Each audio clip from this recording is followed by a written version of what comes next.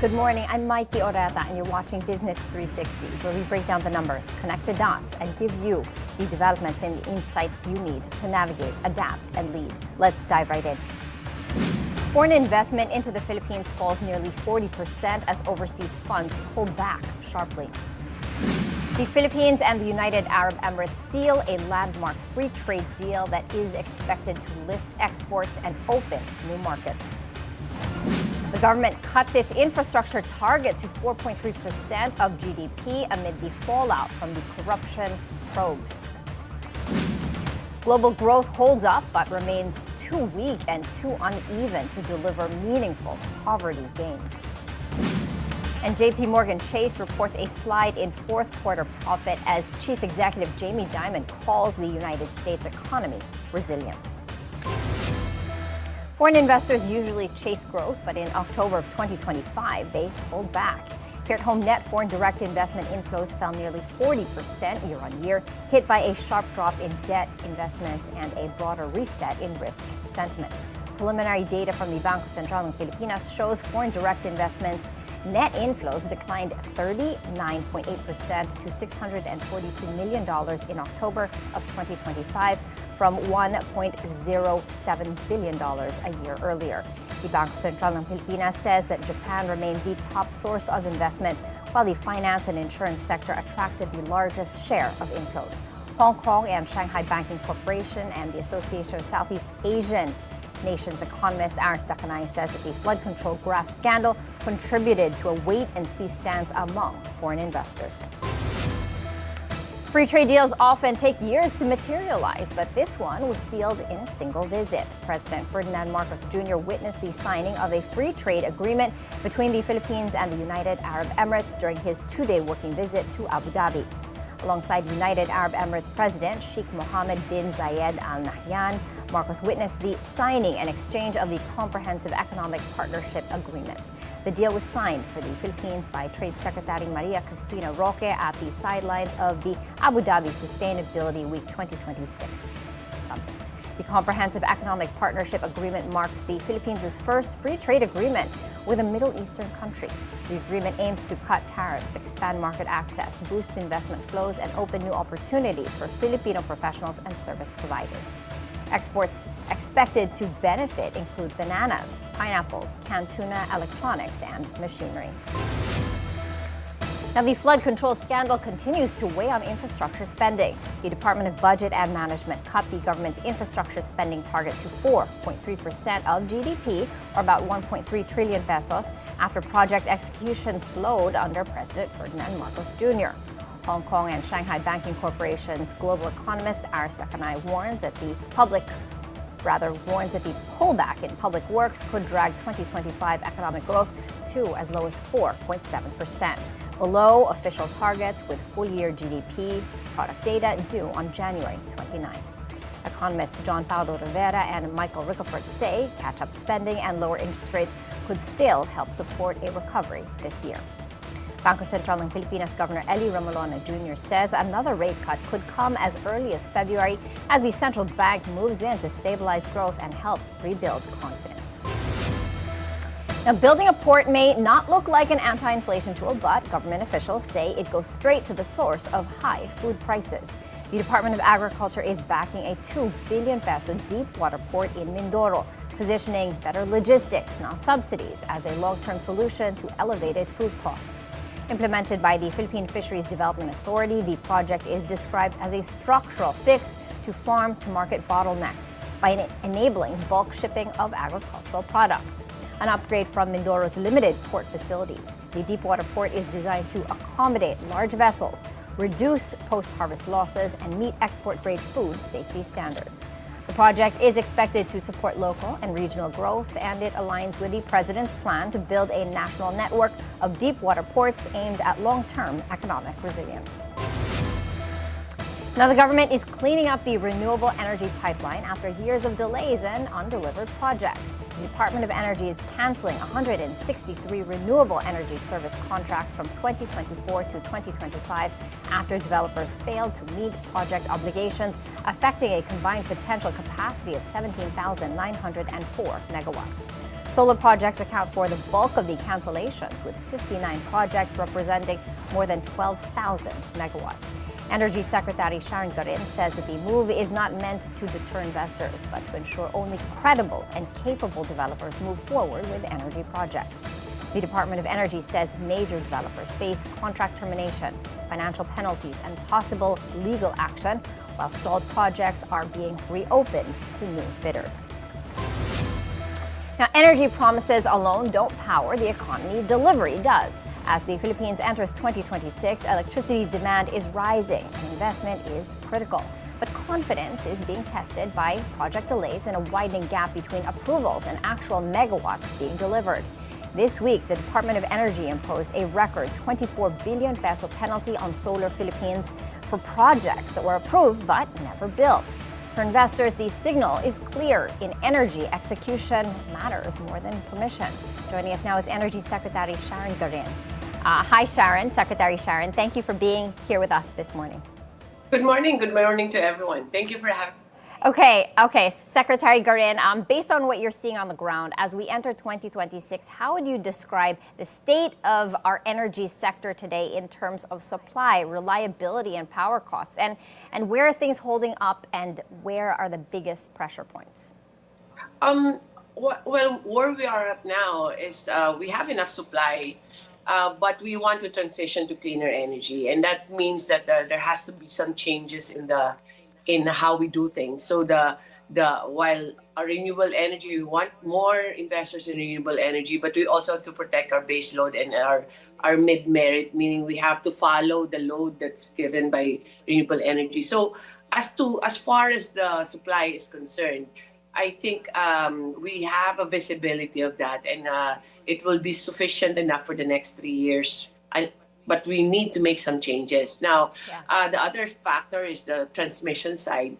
Transmission has to catch up with generation and the demand as well. So those are, I would say, pain points. If we do have a more responsive generation side and a very reliable grid, then I think the cost will just follow. So we're in a good place right now because we have enough investors, but there are some tweaks that we have to do so that we can adjust to energy transition, a greener kind of energy. Right, yeah, as we want to shift to a different kind of energy mix. The target was for 35% renewables by 2030 and 50% by 2040. Are these targets still realistic, Secretary Garin? As of today, we are around 25%. That's an increase already, and we're getting to 35% by 2030. It is still possible despite the cancellations that we have done, because the cancellations just shows that we are just regulating as we should do.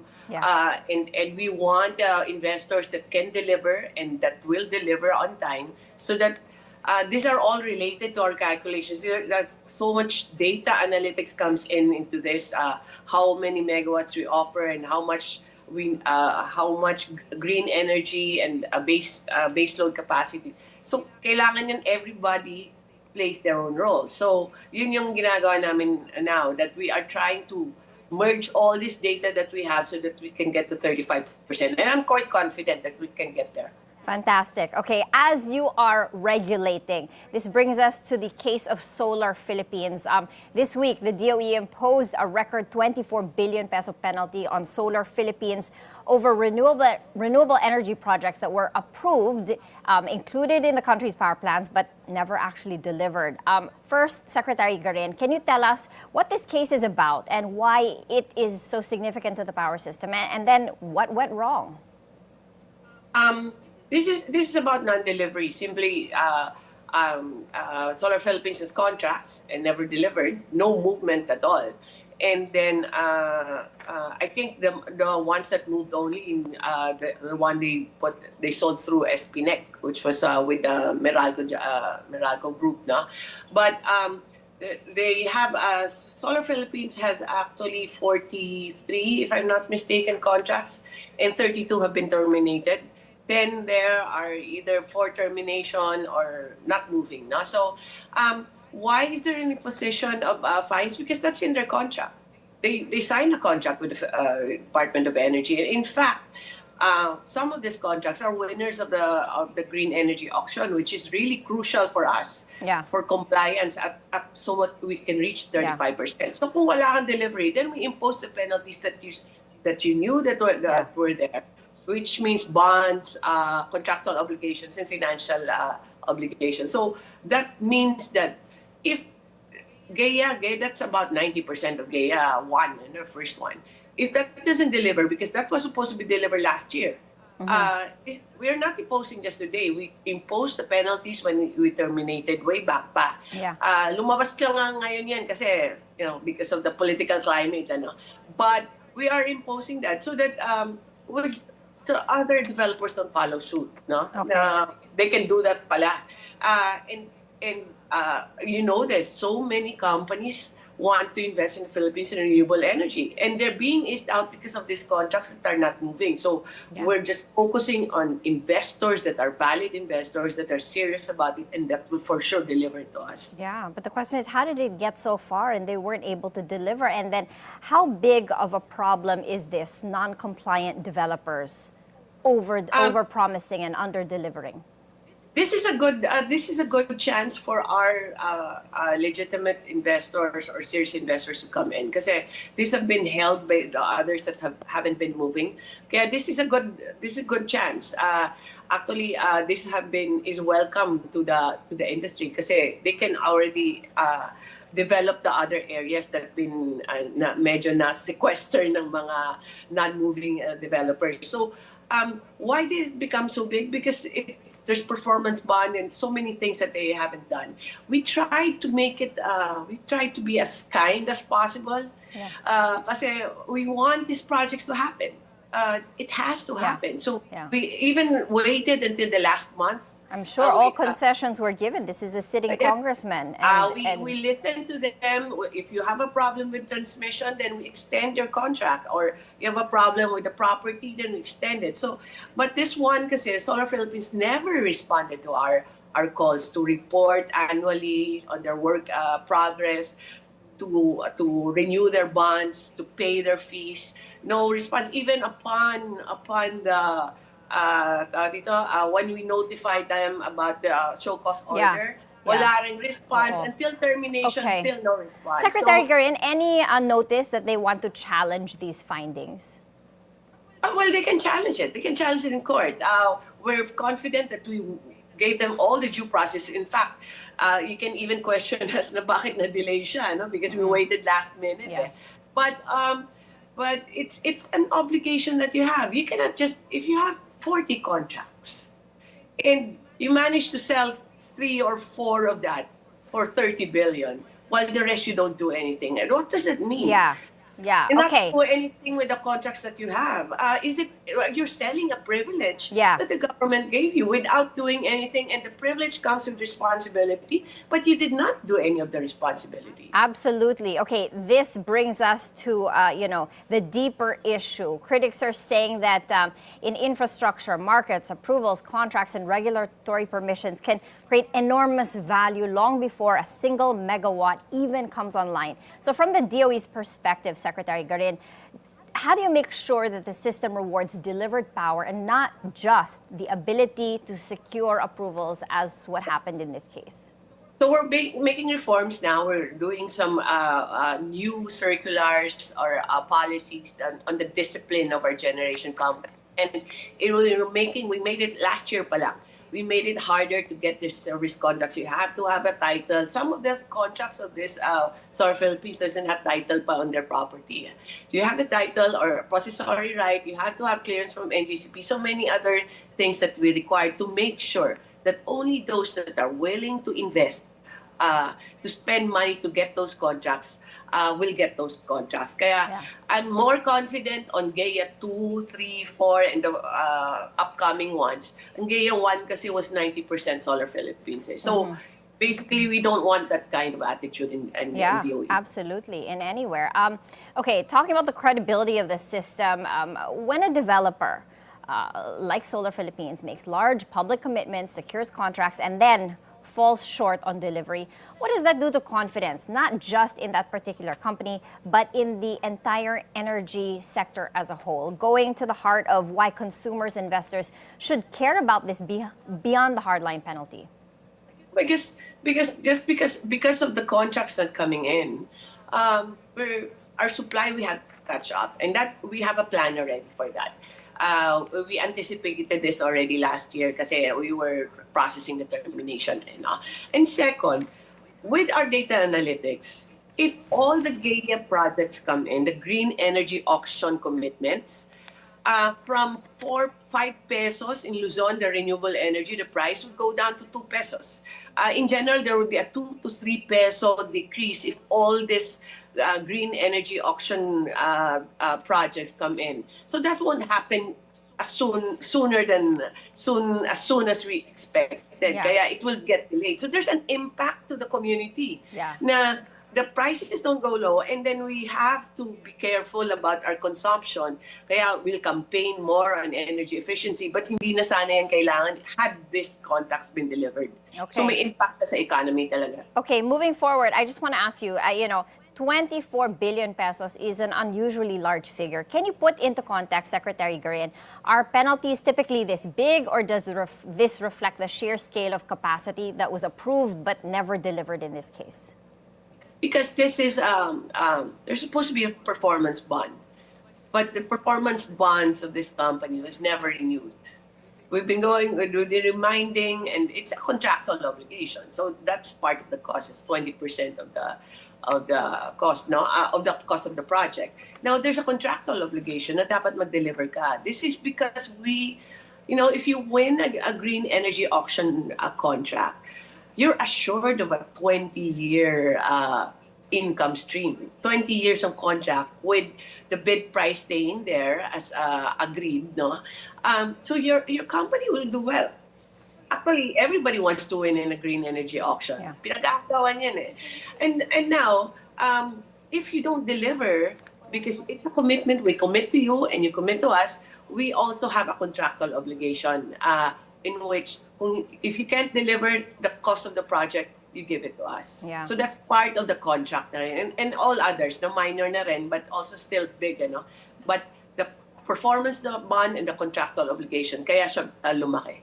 Yeah, okay. Next is the next question for them is their capacity to pay. But in any case, you're doing your job, you're regulating the industry. What more can we expect from the DOE in 2026? Really quickly, we're tight on time. We'll get more green energy auction coming. We want more renewables to come in, but we also want some gas power plants and some baseload to come in para mabalance natin. This is not just because we want more investment, but because based on our data analytics, we have to balance the energy system. And but if you want to invest in the Philippines, it's a good investment. We help our investors, but we don't want investors that don't deliver. So we'll weed them out.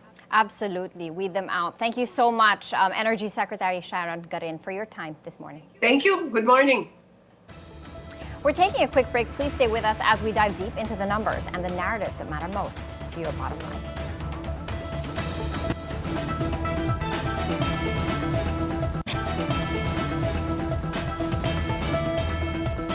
Welcome back. Foreign capital tightens its grip on the Philippine property sector as regulators clear a new strategic partnership. The Philippine Competition Commission clears Nippon Telegraph and Telephone Urban Development Asia's acquisition of a 40% stake in Cebu Landmasters Incorporated's Luzon arm, opening the door to a 12 billion peso push to residential and mixed-use projects in Luzon by the Visayas Mindanao developer.